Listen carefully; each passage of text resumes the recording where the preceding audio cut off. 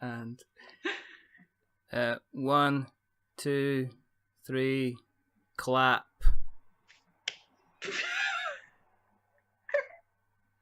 That was a really quiet clap. I'm sorry.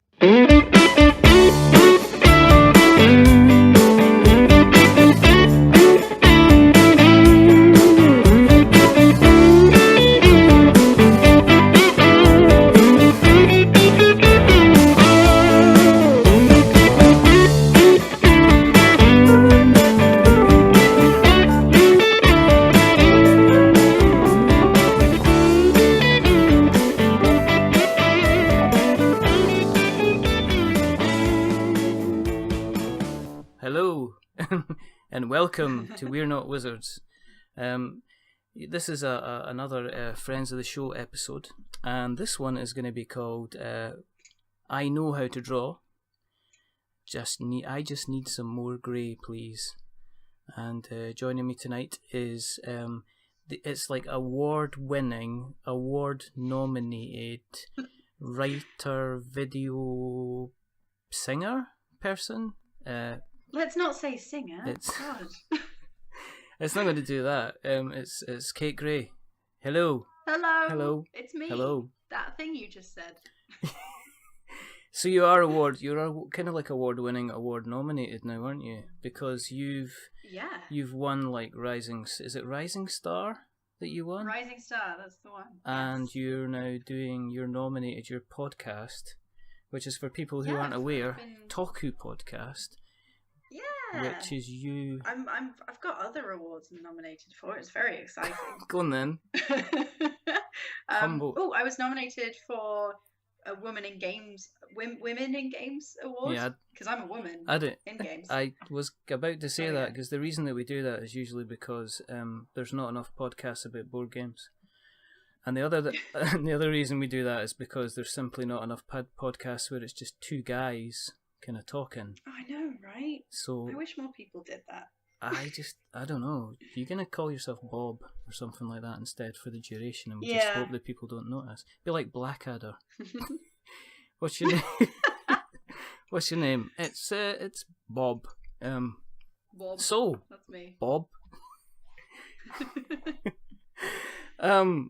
I just, it's like we've been talking about this for a little while, and it's finally happening, which is very, very good. But tonight we're going to talk about board games, and we're then going to go into possibly the biggest question extravaganza that we have experienced at We Are Not Wizards, because we put the shout out for questions.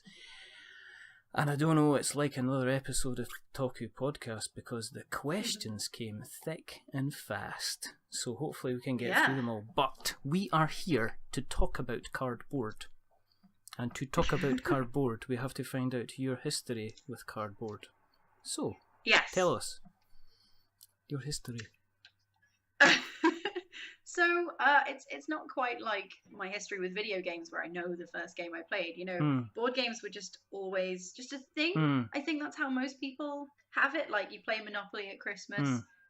Your parents try and distract you by giving you, I don't know, like Mousetrap. And all these fiddly little bits to keep you occupied for at least half an hour. So I played those, and honestly, I think looking at it now, Monopoly is like quite a badly designed game because the first bit is super slow, and then the rest of it be careful, because a couple of shows ago we had somebody on that collected Monopoly. Oh my! Yeah, okay. Shrink wrapped. I mean, I enjoy playing it, but it's a bit like, this is going to sound like such a humble brag. When I play Monopoly and when I play, in particular, Cluedo, I've got like ways of gaming it that other people don't seem to know. Oh, right. And I think that's maybe because I play video games and I'm like, what's the shortcut to me winning? And I'm not going to tell you my strategy. You not even tell one or give us a clue. I mean, even the colours of the streets or the first letter or... I go for the orange properties and the brown properties, which isn't the best strategy, but people underestimate, particularly the orange ones. Yeah. I try to get the greens, but everyone always wants the greens.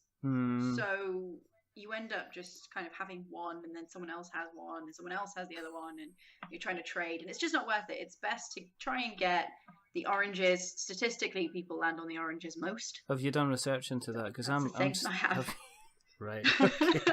Stations. That's where I'm at. Yeah. Yep, stations. Utilities. Stations I like. Utilities I hate. I think they're not worth like 2 properties, and it's based on a dice roll. Too much to chance. Can't be bothered with that. I like the brown properties because people can pay them.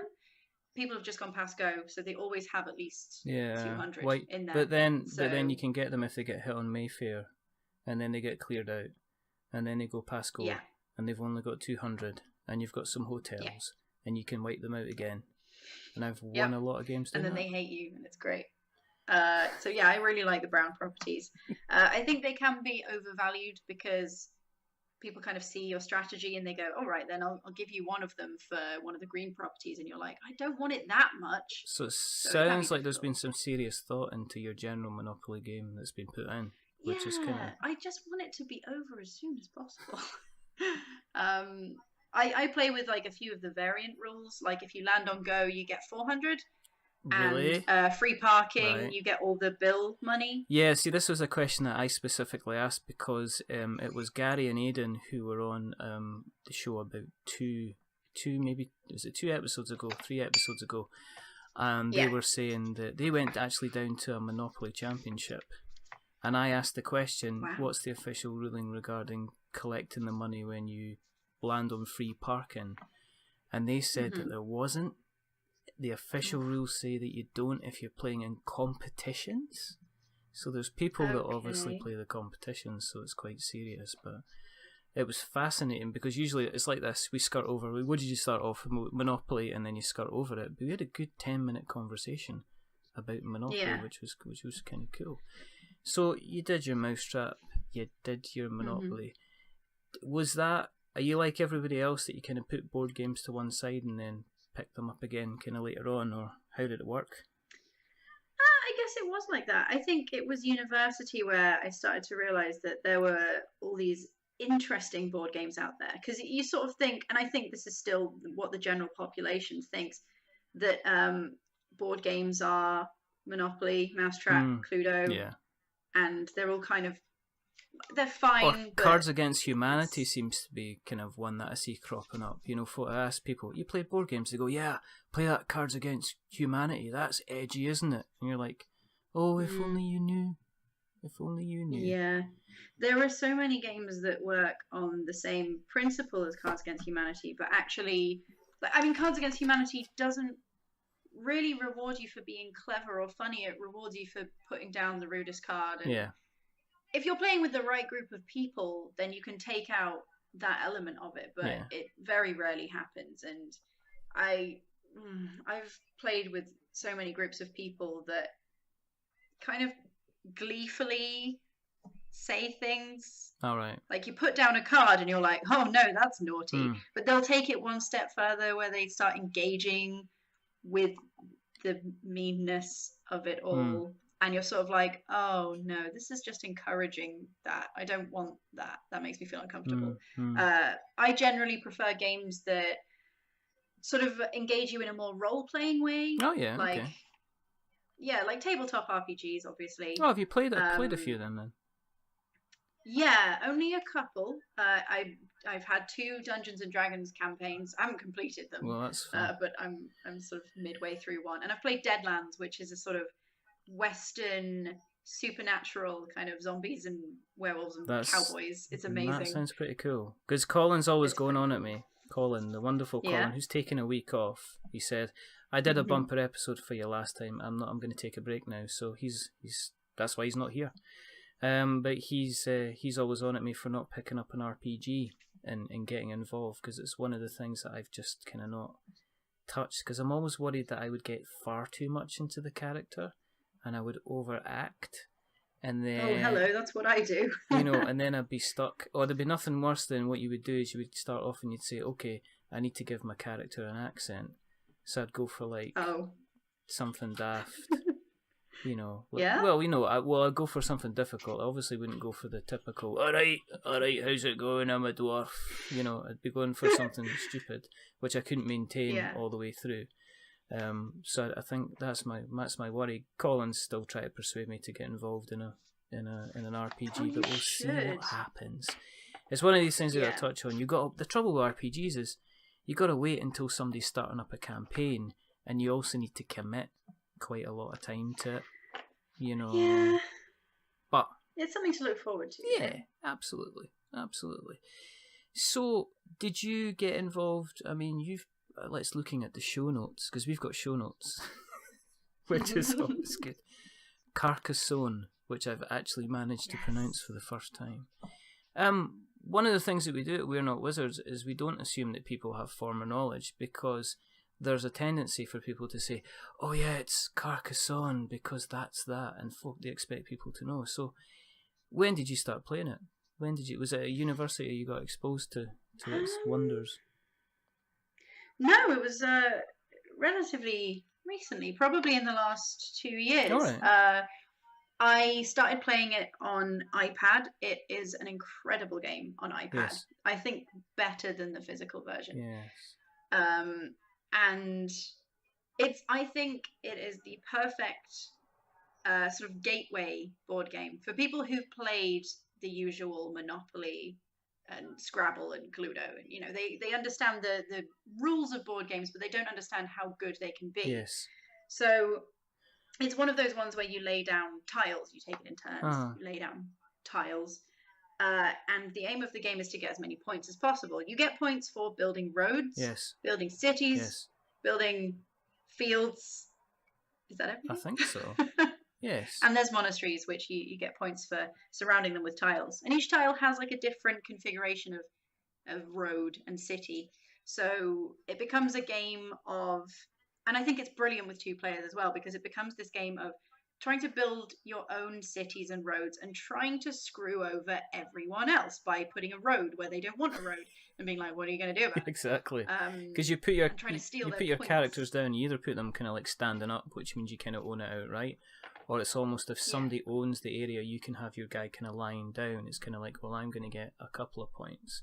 I've played it myself on mobile myself, but I've not played it on the physical version yet. And it's one of these games that kind of passes you by, because if people say, oh, let's play Carcassonne, folk are like, oh, I've played that so many times, I can't really be bothered playing it now. But it's such, as you say, it's such a good game. Have you been playing it a lot then? I mean, is this one of your staples? If it's available, yeah. I bought it on iPad quite recently, and now I don't have anyone to play with, which is a shame. But I just think it's so simple to pick up, and I tend to play without fields. Right, okay. I find the fields bit kind of tedious, especially in the physical version, because you have to actually count. Whereas on the app, it's it all counts for you, so it's okay. But I think fields boring. Yeah. So I play without them, and apparently that's not standard. Well, there's so many expansions for it now. I mean, it's one of these games that, in order to keep people playing that have been playing it and have been used to it, there's kind of different expansions that can come out to it. So you can buy the core game, and then there's a castles expansion, and then there's a waterways and rivers expansion. So you can have like the base set, and then you can go and expanding and expanding and expanding to kind of give it a bit of replayability. And you can pick it up for really, really cheap. I mean, I think it's one of especially the app. Yeah, I mean, that's a good thing if you've got an iPad, or even if you've got I had it on the phone, and it's still, you've got AI components, so you can set yourself up against like another 3 or 4 people and still play along quite happily. Yeah. You don't have to sneak around in the dark like your next game. I see here, Spy. Do you like the segue? Yes. There you go. Spyfall. Now I've heard about it, but I've never actually played it. So I had a little look at it.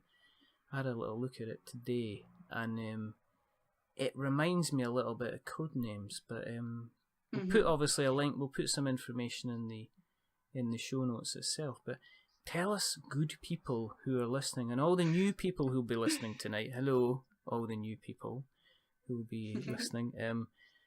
Tell us a little bit about Spyfall. What is that about? So I have only played Spyfall a handful of times, but every time I have really enjoyed it. It's one of those role-playing games that I said I liked. The central concept is that there's a little bag, and it's weirdly packaged. It's full of like tiny Ziploc bags, and you're like, this looks really cheap, but it's just the best way of doing it. And each one has, I think, like 9 cards in it or something, maybe 8. One of them is a spy, right?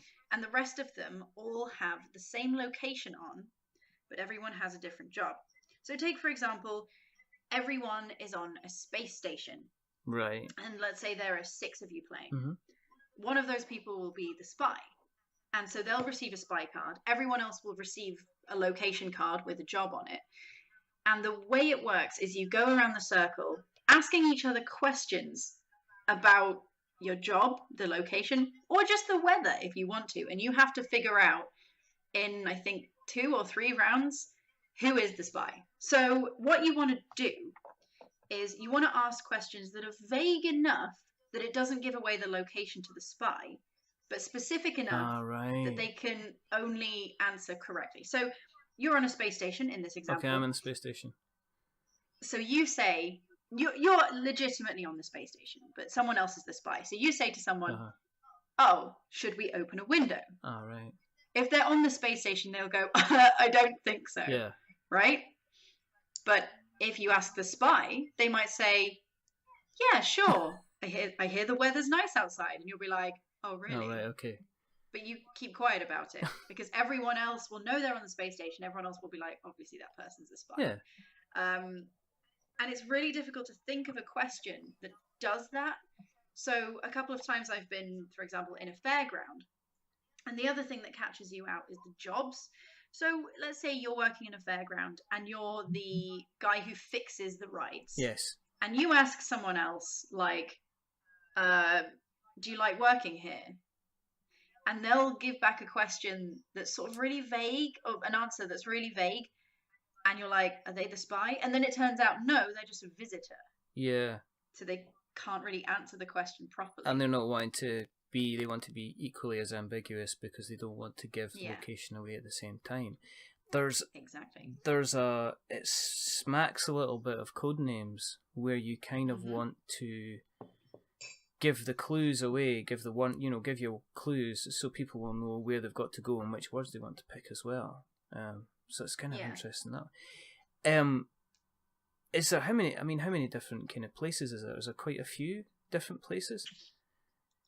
Yes. I'm trying to remember. There's at least 20, I think. So you have this in the manual. It has a list of every single place and a little picture of each place. Yeah.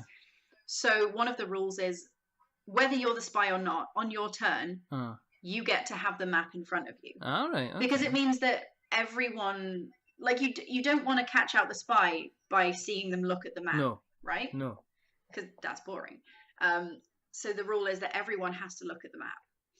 And you're also trying to figure out, it's a bit like Codenames in that you're trying to figure out how to not make it look like you're talking about somewhere else. You see what I mean? Yeah. Did you win? There's a couple of places like... was it easy? It's... You don't really win. That's the only thing. The end game is a bit anticlimactic in that if you're the spy, you win or you lose. Everyone else just kind of doesn't lose. Right, okay. Yeah. Okay. But it still sounds like fun. Yeah. Is it? I mean, it sounds like you can get a group of... I mean, is it kind of like an entry-level game? Could you get anybody together and play it and just say, okay, is it quite easy to explain? I take it must have... I mean, when you first played it, was it quite easy to pick up? Or was it one of these things where it's like, oh, I've got to learn this rule and this rule and this rule? Or was it quite simple? It's not that there's a lot of rules to learn. It's that it's a bit confusing because you have to say to someone, right, if you're the spy, you need to answer a question vaguely. If you're not the spy, you need to ask the question vaguely. And everyone's like, I don't understand. Why can't I just say, hey, are you on a space station? And it's like, because then everyone will know. And so every time I've played with a new group of people, someone has done something like that, and we have to be like, okay, no, start again, you've got it wrong. And that's a bit frustrating. And also, I think a lot of people really don't enjoy the role playing, because you're playing a role that's, I'm not really allowed to talk about anything, and some people find that a bit dull. So I've had trouble getting people to really enjoy it after a couple of rounds. But I really like it with the right group of people. It's really good. Yeah, no, it sounds good. I mean, it's worth. I think what I've seen on their website, I think it's Cryptozoic Games that do it. And they've said they're doing a Spyfall 2, which I think they're kind of that's going to be out quite soon. I don't know if that's going to be a Kickstarter job, or if they're just going to be releasing it as a direct sequel. Is it quite expensive? I mean, is it replayable? Would you go back again and again and again and kind of replay it and enjoy it that way, do you think? Yes. I think there's an interesting element in replaying it, especially with the same group of people, in that you'll start to memorize the locations, and then you'll have to make the questions even more difficult, because the spy can probably guess. Yeah, okay. Yeah. So I've never played it like that much, so I can't really say for sure. I think it's definitely replayable. Yeah. All right, cool. Good. So Spyfall, worthwhile, definitely worthwhile picking up. Is there any games that you've seen around at the moment that you've said, oh, that would be worthwhile? I know obviously you'll be involved in the video game side of things a lot more than you're involved in writing for the Guardian and stuff like that, which is quite impressive. I'm just feeling quite okay. A bit in awe. Anything you've looked at recently that you've said maybe that might be interesting to play? So I really like. I've got 3. I hope that's all right. No, that's plenty. No, that's fine. No. No. I thought I didn't really enjoy Love Letter. And then I played it a lot while I was out in Sweden, and I actually really do like it. It's one that you can play without really thinking too much, and it's just like a sort of nice passing the time kind of game. Was this when you were out filming with a game company? Yeah, I was covering a bunch of game developers making games in Sweden, and we played a bunch of board games. I think you said it was like summer camp, basically. It was, yeah. And one of the other ones I'm going to mention is also from that. It's a game called Time Barons. All right. Now, it's relatively hard to get hold of because it had quite a limited run. But it's designed by one of the guys who made Spelunky, the video game. Yeah, okay. And it's very good. I just like it. It's a card-based game. So it's all about, there are 4 ages, and you can advance through the ages and get better cards. Yeah. But you have a limited number of actions per turn, and your actions are used to play cards, do actions against the other player, and also advance to the next stage. So you have to there's a strategy element to it where you have to figure out what you're going to spend your actions on. And it's excellent. But like I say, very hard to get hold of. And the last game is a game I played recently, which is a bit problematic. It's called Secret Hitler. So yes, I've seen this because it came out on Kickstarter, and I know a couple of friends that actually backed it, and they came when they got their Kickstarter reward. They got one of the higher tiers, so it came in a lovely kind of wooden finished box, and they went, "Look at the finish." I was like, "Yeah, but it's Secret Hitler, isn't it?" And they were like, "Yeah, but look at the finish." So it was a nice. So what's that about? What's made you kind of pique your interest in that? I was just hanging out in a bar that has a bunch of board games. All right, okay. And a group of people that I'd never met before said, "Hey, do you want to play a board game?" And I was like, "Yeah, hello, new friends." So they were like, "It's called Secret Hitler." And what? Interestingly, this particular board game session was being hosted by this like very smooth voiced Canadian guy, and so I was like, just like, yeah, okay, whatever you say, let's do this. And so he was just sort of like, yeah, Secret Hitler is this game. And I was like, okay. And were you just like, well, you can say anything you want as long as you keep talking? Do you have anything other? Do you have a silently tripping maybe Mussolini under there? Is the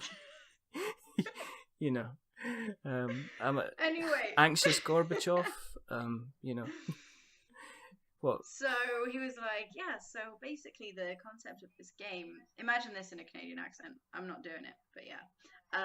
And one of you is Hitler and a bunch of other people are fascists. And I was like, if anyone else, if like a British person was telling me this, I'd be like, this sounds terrible. I don't want to do this. Yeah. And there are all these like wooden things. Like, it's a beautiful game. The cards are really nice. They're like embossed with all this like silver stuff. Yeah. And you get these little like wooden plaques that say whether you're like the president or the chancellor. And you get these little cards that say whether you're a fascist or I think a liberal or Hitler. And it's a bit like what is it? The Resistance, where you have to pass a certain number of missions. Yeah, people putting their points and then you add it up at the end, and if you've got the choice of kind of like helping people fail the mission, or if you're the betrayer, kind of as I say, helping people kind of fail the mission or letting everybody kind of pass it. He sounds like a guy who got his pledge and he was like, I need to play this. I need to play this, eh? I gotta get out there, eh? It wasn't that bad. It's the best Canadian accent I can do. That would be the accent I would do as if we were starting to play an RPG. I'd say my character's Canadian, and then I would be absolutely stuck forever. So, I mean, that's not very fantasy, is it? Well, you don't know. I mean, for some reason they have dwarfs with Scottish accents. I mean, yeah, but I don't know. That seems kind of fantasy. We're not, anyway, thanks. Yeah. Right. Okay. So, Secret Hitler Cheers for that. is a great game with a great system. It looks beautiful. I wish they hadn't picked Hitler, because it just gives it this whole feeling of like ickiness, where it's like, this is a real person that did a lot of really awful stuff, and it feels a bit weird to be kind of playing a silly board game about it. Yeah. And I've seen a lot of people have issues with it. It just seems unnecessarily like edgy. Yeah. And it's by the guys who did Cards Against Humanity. So right, okay. But it's understandable. Like yeah. it, like I personally am like, fine, okay, whatever. But did you feel a little bit awkward? Kind of. Did you enjoy playing it? I mean, that was the thing. I really did. Right. Okay. There's just like, I just find it a bit weird that, I don't know, I guess it's a marketing thing to be like, it's a game about Hitler, and then it generates a lot of publicity, and it's like, yeah, well, you should have just let the game speak for itself. I don't know, because it is so beautiful. I really can't overstate how lovely it is. It's a very well-made game. They clearly know what they're doing. But I mean, one of the things when we talk about Kickstarter is that it's about getting your name out there. And one of the ways you either get your name out there is you have a marketing machine like Cool Mini or Not, or Mantic, or guys like that know how to get the word out, or you have to do something a bit, different. I mean, Exploding Kittens was an example of something which folk went, oh, what's that all about? What could that be? That looks really, really interesting. What could that be? And that kind of that went on to be funded to the moon and back. I think it was one of the highest funded kind of games on Kickstarter itself. Yeah. Is there one of the games you mentioned? Let me just see. So should people will be getting their pledges now? It'll probably go to retail and it'll sell lots and lots of copies probably. You have mentioned, this is the show notes again. I'm not no shame about talking about the show notes because it keeps me right because I'm old. Fun Employed. Oh, I'm sitting next to a copy of it right now. Yes, I haven't played it. You haven't played it? I haven't played it. I've owned it for almost a year now. So you've... And look at it, it's so cute. I mean, you can't look at it, this is a podcast. Well, we could put photos up and stuff like that. But so, Have you got a pile of shame already then? Is this what you're saying? I know. Yeah, I have. Yeah, so I got it for Christmas last year. Yeah. I wanted to back it on Kickstarter because I read about it and I was like, well, that sounds amazing. It's, again, another role-playing one. Yeah. It's similar to Cards Against Humanity. Yeah. In that you have cards.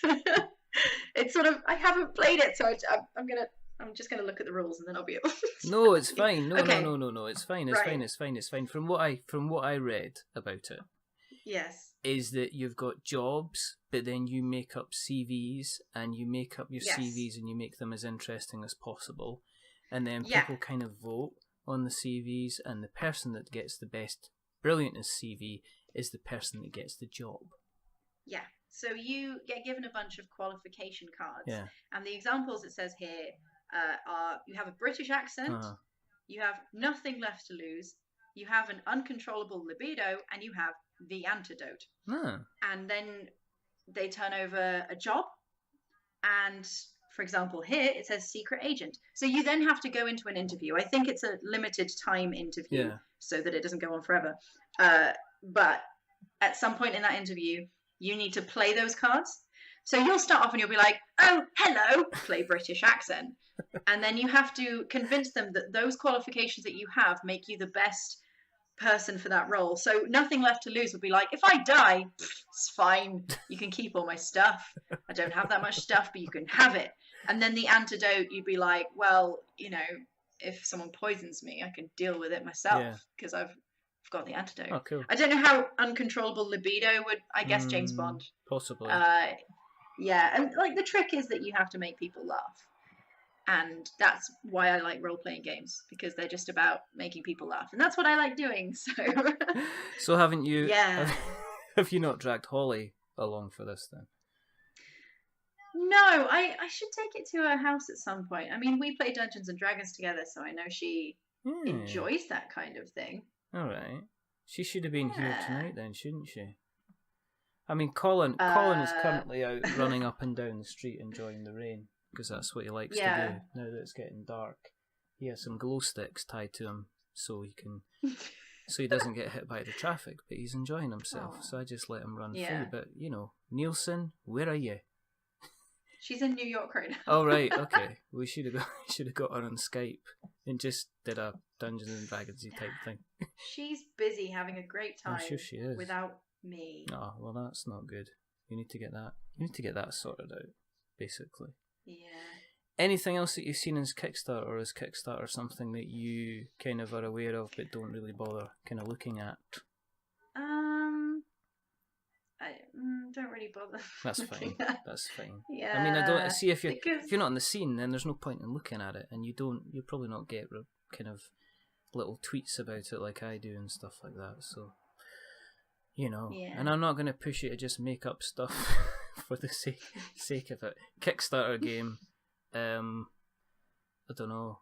Madame Caramel's Kickstarter game. Oh goodness. What would that be? That would be fun. What would that be? I should give her a call. Be like, hey, Madame Caramel. I don't know why I'd call her for short. I don't know how you shorten Madame Caramel. What kind of game would it be? Would that be a hidden? That would be a hidden movement game, possibly, or I don't. I think it would be like a point and click adventure, but a board game. Yeah, no, it would be Cluedo, but with sex toys. No. No? Yeah, probably it would be. No. Be. Yeah, it would be. Let's not think about. No, it would be on a round. It would be on a round board, with a padded dice box, basically, which would be fine. Right. Cool. Let's moving on. One of the things that we did, let's move on from. Yeah, I'm not looking at anything on Kickstarter at the moment. No. Well, it's Christmas coming up, and so we look out and we give a shout out to a couple of people that we know, but no, we're gonna have to keep. There's all gonna be a lot of stuff happening around Christmas that I need to keep my money for. We put out a call for all the good people out there in the Twitter sphere to give us some questions, and my goodness, did they not disappoint us? It is amazing what happens when you get a GMA winning nominated type person on the show who has graced herself across many of the newspapers of the land. So we've got questions. We've got tons of questions here that we're going to get through, and some of them I'm just like, what? Because it's just going to blatantly show up that while we talk about board games, we're not exactly experts on them, but that's fine. So we're just going to go and hit these one at a time. Nick Jones, Lane at 360. He says yes. Nick always asks the same question. It's always yes with a question mark, and he's the best. Nick's a big friend of the show. We love him.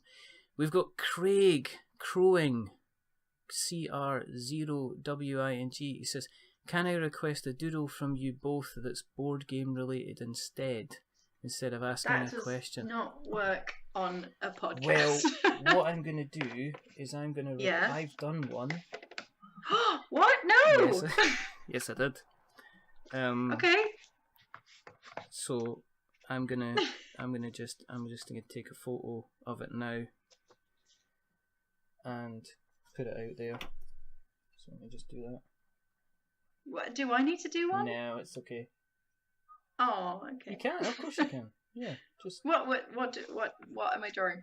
It's a board. It's one of the doodles. It's one of the doodles. It's the board game doodle thing. Okay. So I am. Oh, I don't know. So I have drawn Craig as a meeple being attacked by resource cubes. Little wooden cubes. So I'm gonna just cut this down a bit.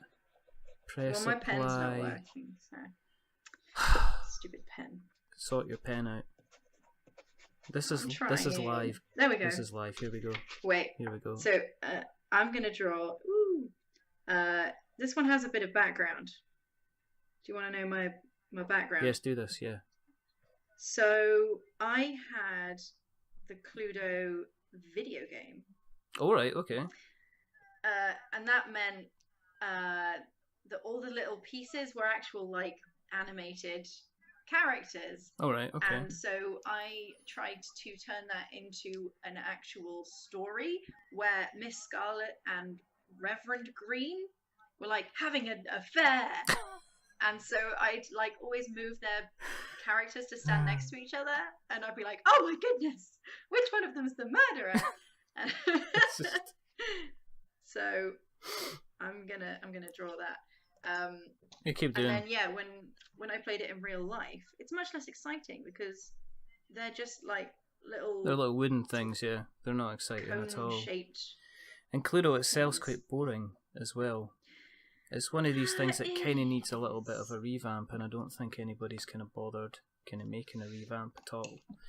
No? Are they not similar There's games? kind of similar games. I mean, the closest one that I think is I've heard is Mysterium, which is quite close. Everyone keeps telling me about that. Which, I haven't played it yet. Well, it's fantastic. It's kind of like the murders happened, and then you've got to gather clues.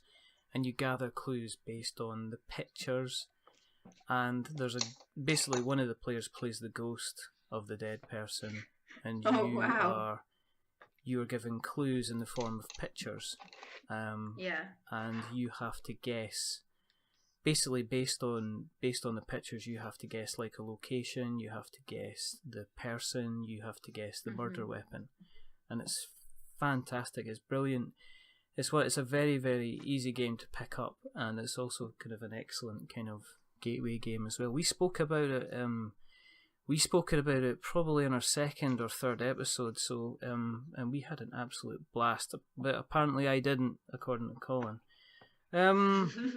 Moving on, BadWild or Tino at BadWild has asked best board games for Halloween. So Ooh. I have actually said, I've put Mysterium down on that because it is a board game that's ghosts and psychics and murder, so that's a good game to get hold of. Arkham Horror, which speaks for itself. It's Arkham, it's horror, it's pretty much H.P. Lovecraft. One Night a Werewolf, which is yes. which is a game where you kind of guess who's going to be the werewolf. Dead of Winter, which is kind of zombies, and there's a lot of stress and a lot of tension, so that's quite cool. And Letters from Whitechapel, which is about Jack the Ripper. Yes, and it's fantastic. It's a hidden movement game where somebody plays the cops, and the other person plays Jack the Ripper trying to get away from his murders. So it is really, really, really good fun. And there's the picture. Oh, there you go. You've actually, it's coloured in as well. That's quite. I did. That's quite. I've got loads of crayons, so I thought I'd use them. That's quite impressive. So yeah. There you go, Craig. Hopefully you're happy with that. That is like kind of drawing as you wait, which is kind of quite impressive. So that was BadWild. Also, there's your standard kind of zombie games. So you've got your zombie sides and games like that. You could probably play Spyfall kind of dressed up as characters, I guess, if you wanted to for Halloween. I think I've mentioned everything. So thank you very much for that question. Next, Ben Diesel, who is minute 5072, has asked, can you recommend any good 1 or 2 player board games?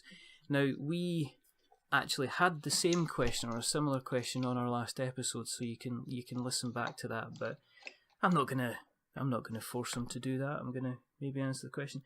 A couple of games that'd be worthwhile looking at. The Oni Rim, which is a matching number, beautiful little card game. Sans Ali, which is another kind of little solitaire war game. Mage Knight, but that's quite expensive. And Colin also talked about the Coin series of games. He spoke about one called Flame on the Lake. So these are all kind of good, kind of 1-player games. 2-player games. What do you think, Kate? Well, I said Carcassonne is a great 2-player game. Yes. I stick by that. Yes. What else? Fun Employed could be good fun. Potentially. I mean, I don't know, I haven't played it. Well, you need to play it and then you need to kind of let us know. There's tons of 2-player games out there. It depends if you want kind of like cards or if you kind of want little miniature games. Because if you want your little miniature games, then you've got your little kind of your X-Wings and Star Wars Armada, which is planes flying, spaceships flying off against each other. We've spoken about in previous episodes games like Rivet Wars, which is a little army game, steampunky type game. We've spoke about Dungeon Saga, which we spoke about in the last episode. But there's card games as well. Kate, you've probably heard of Netrunner. I think everybody's heard of Netrunner. It looks hard. It's weird because it's like an asymmetrical card game. So you get... Well, it's not just a case of like normal cards. It's like, well, I'm going to play my 5, and it's like, well, I'm going to play my 6. I'm going to play my 7. It's kind of like, I'm going to play my 5. Yes, well, I'm going to play my, my set of apples, and the set of apples. So it's asymmetrical. So you've got somebody that's playing a hacker and the other person that's playing a corporation, and the idea is that you're meant to hack the mainframe network in order to score points. It can be very, very complicated. It's got a lot of expansions on it as well, and it's good fun. But these are card games. I mean, Dice Masters, which is a nice little dice and card game, and also one of my favourites is a game called Ashes, Rise of the Phoenixborn, which are all kind of little card games. The thing is, there's so many kind of games which try and give you... There's plenty, Mr. Diesel. There's tons. I mean, if you go into a little board game shop and chuck a brick, you'll probably get chucked out. But you'll probably hit a 2-player or a single-player card game, because that's the fantastic thing about board games. They are, you can play it with a friend, which is quite good. We have got who else? Right.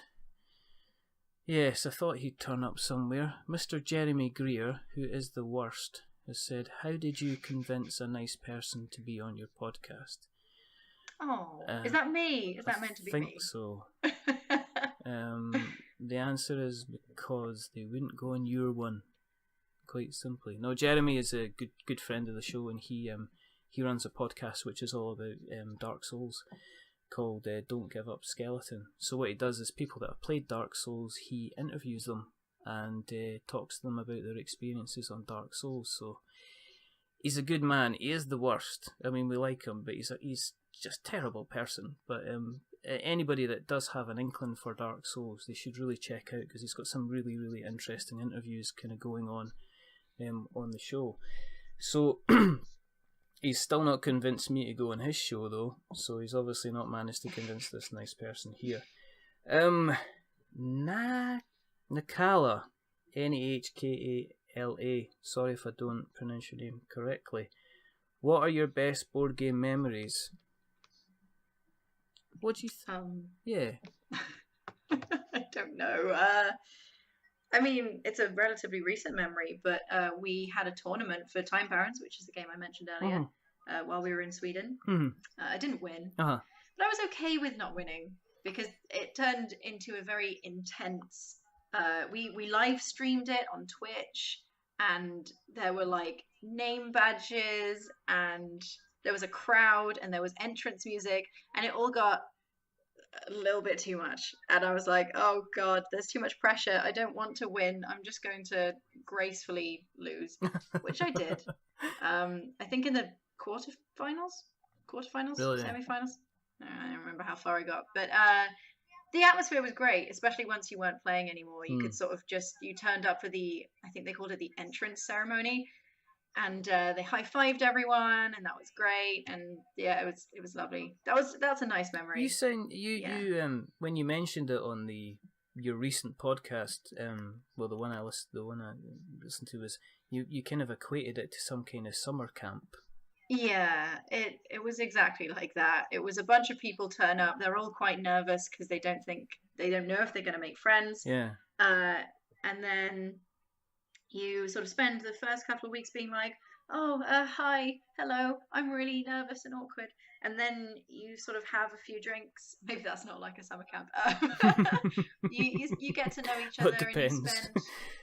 Yeah, well, I mean, not any summer camps I've been to. No. Oh no, that's a lie. Definitely, yes, I've drunk at summer camps. I've been cool. But you do all these magical things, like going for walks and sitting on mountains and watching the stars, and you just sort of bond, and you do activities together, and you spend all your time together, and you go swimming in the lake, and it's magical and wonderful, and yeah. And then when you leave, you're like, I miss everyone. You sound like you want to still be there. I do. I mean, as long as everyone else was still there. There's so much pining.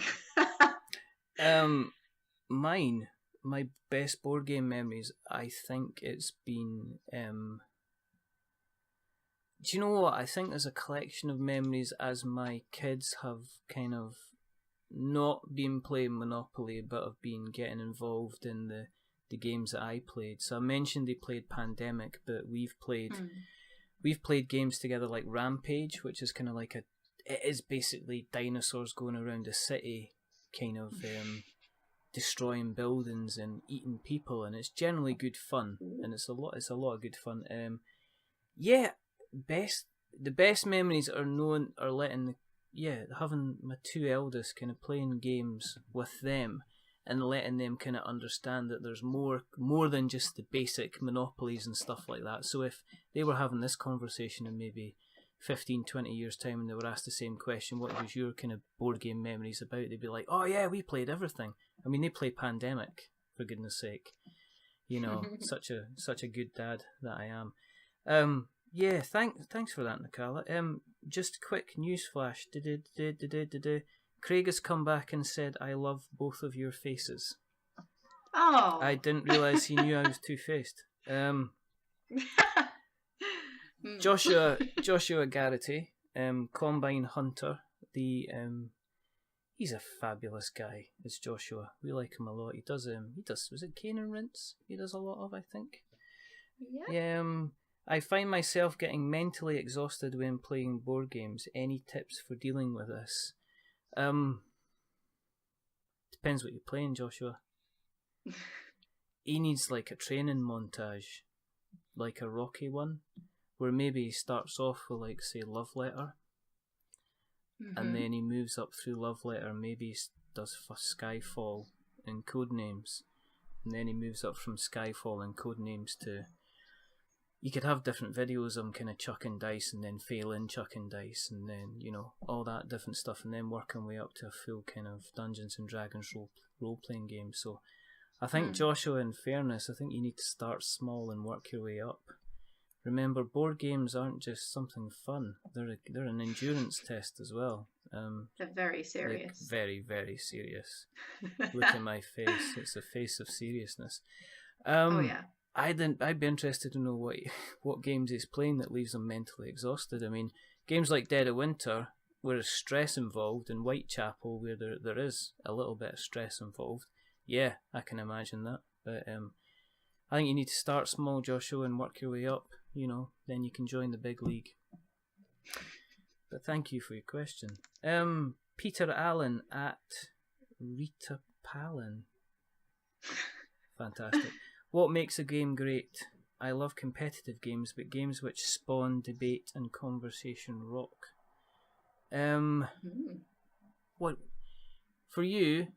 Okay, obviously this being kind of what kind of gets you going? Oh well, this is a good game. I'm kind of enjoying this, and what you kind of looking out for. You said role playing, the type of thing, don't you? Where you get to be different characters. Yes, that is basically what I like best. I like games that sort of give you a base set of rules and then go do whatever you want with them, and then it becomes more about the experience between you and your friends rather than the set experience that the game wants you to have. Yes. Yeah. There's nothing worse than somebody having to have the rules set right beside them, having to constantly flick through a book saying no wait I've got to check this. So you're right, a game that makes the games great, that you can sit there and you can go, actually, let him move 5. You can move 5, it's fine, it's not going to break the game or anything like that. Yeah. Love competitive games, but games which spawn debate and conversation. Dead of Winter's really good for that stuff like that, because it's a cooperative survival game. So you have to decide, you know, are we going to get some food? Are we going to get some medicine? Are we going to spend this on that? You also get a chance of a betrayer as well, who's got to wreck things for people. It's kind of like Resistance again, where you get an option to face down, kind of deal resources into a pile, and then you turn them over at the end to see if you've kind of passed the necessary test. And it can lead to like miniature debates in the group if you get a good enough group, and you get a chance to exile people out into the cold with the zombies.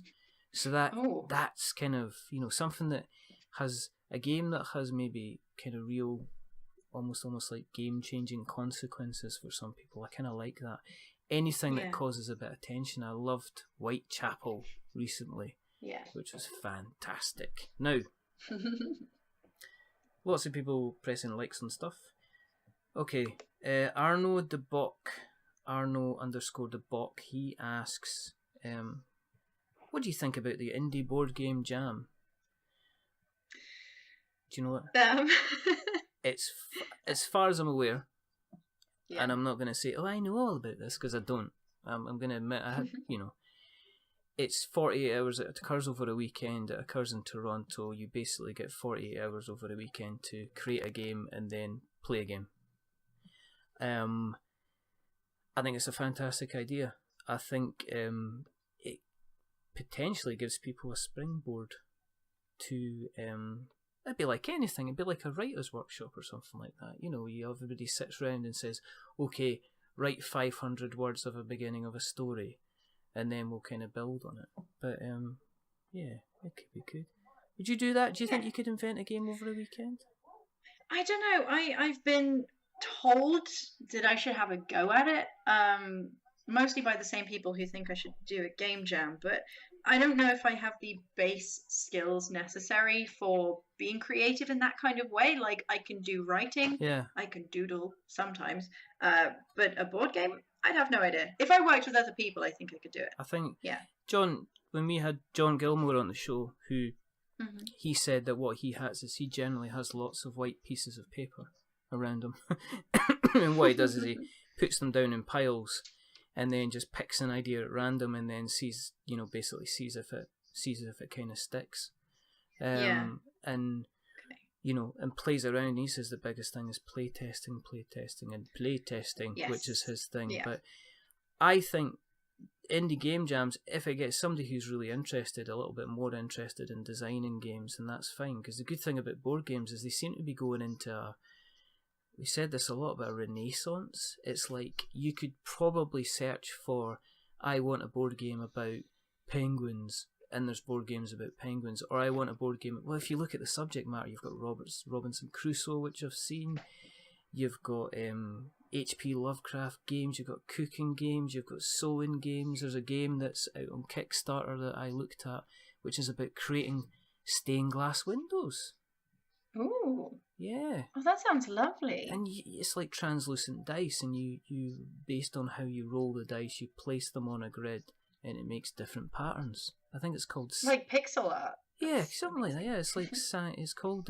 You don't get enough dice to create a pixel picture, but you do get a lovely looking window, which is kind of cool. So yeah, okay. If it encourages creativity, Arnaud, we're all for that. Are you for that? I'm for that.